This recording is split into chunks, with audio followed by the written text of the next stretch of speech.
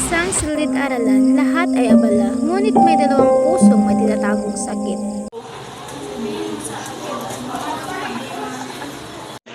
Laging perfecto. Bakit ikaw ang laging pinupuri? Nakakainis ka na. Sarah, ibalik mo na. Kailangan ko yan. O ano? Iiyak ka na siguro? Huwag ka nang magpanggap na inosente. Sarah, mali yan. Balik mo sa kanya. Talagang makialam. Lumala ang hindi pagkaunawaan, pagod si Lena, galit si Zara, ngunit walang nakakaalam ng dahilan. Zara, napansin ko rin napapagod ka na palagi nito mga nakarang linggo, hindi ka na tulad ng dati. Oo nga, Zara, kanina ka pabalik sa at para kang may maraming iniisip. Ayos ka lang ba, Zara? Ayos ka lang ba, Lina? Kanina ka pa nila ginaganyan. Ayos lang ako.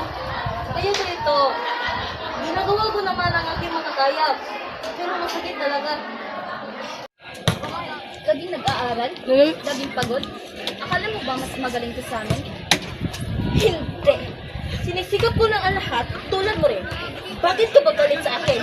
Kasi, para sa'yo, madali ang lahat. Madali ba? Gabi na kapag natutulog si Lena, pagod din siya, kaya mo.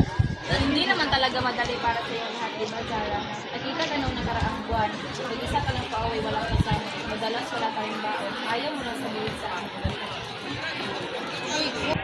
Kahit anong bigat ang pasanin mo, hindi mo kailangan pasanin mag-isa. Nandito kami sa nakikinig at tulungan. Sabihin mo na sa amin, makikinig kami. Ano man ang problema mo, hindi mo dapat sarilihin ka.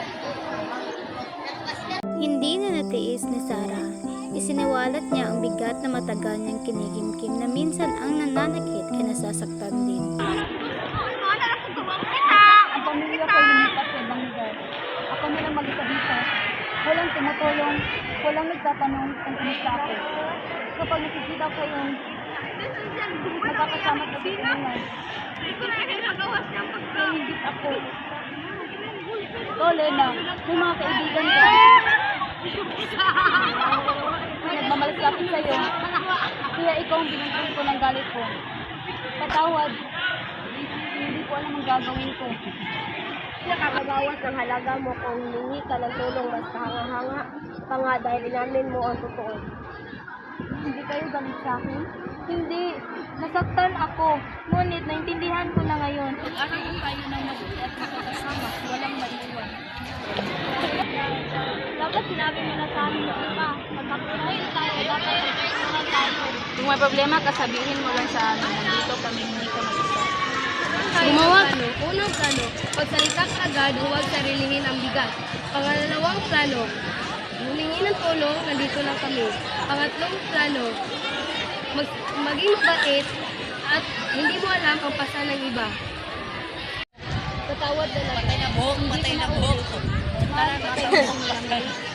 Sige!